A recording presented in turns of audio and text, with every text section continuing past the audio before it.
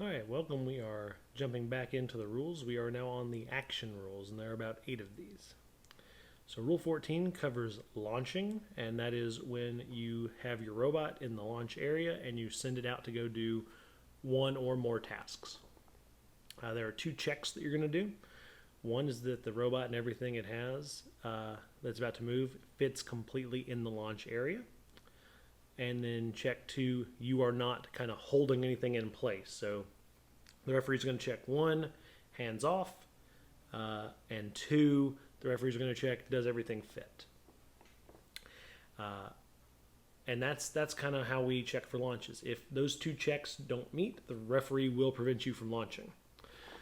And the referee will not let you launch until you pass both of those checks.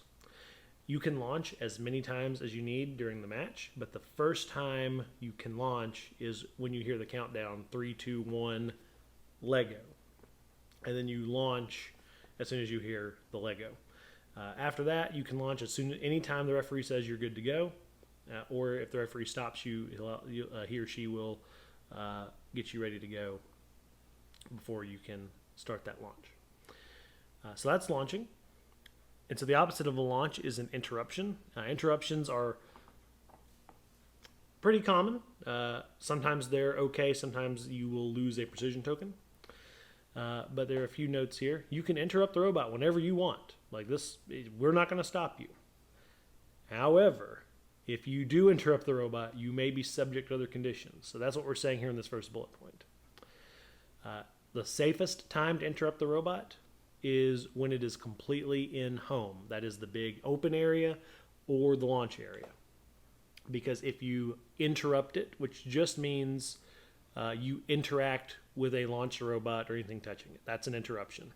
Doesn't matter if it stops, doesn't matter if it keeps going. If you touch it, if you interact with it, it's an interruption. If you do it in home, you're completely safe. This bullet point 3, do not use exact perfect timing of an interruption. This is going to be very important for a mission we'll talk about later.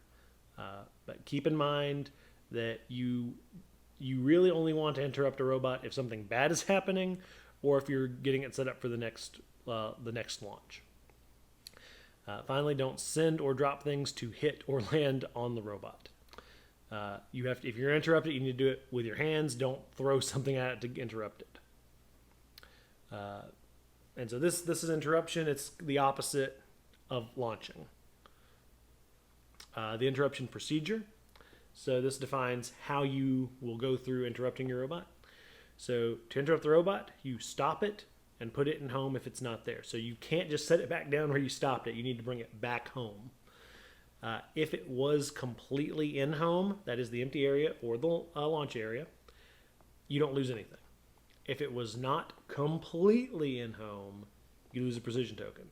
So if it was on the border of home and the mat, or if it was on the border of the mat area and the launch area, you would lose the precision token. There are a couple of exceptions, and you can read through those. The big one here is about straining motors, but the motor saving is only if you don't intend to launch again. So this would only be really at the end of your match, or if you say, I'm not doing any more launches after this. If you do launch after a motor saving exception, you would lose the token. There's also the end of match exception, which is different from the motor saving exception. But we'll kind of go through these again just briefly. You have a mislaunch, so the robot started going out and you stopped it before it got out of the launch area, or if it had just barely gotten to the arc line, you're fine. If you're outside of home and you hear the motor straining and you're like, oh no, the motor's going to break, I need to stop it. As long as you don't launch it again, you're good. You can't pick it up, but you need to shut it down and leave it where it is. You're okay.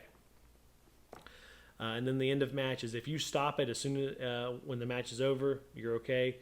Rule 15, bullet 3 is what you need to pay attention to. And then R22 will come into play when we get to that. But we're going to come back to this rule when we get to the missions because there's at least one mission I know of that this is going to play a role, at least R15.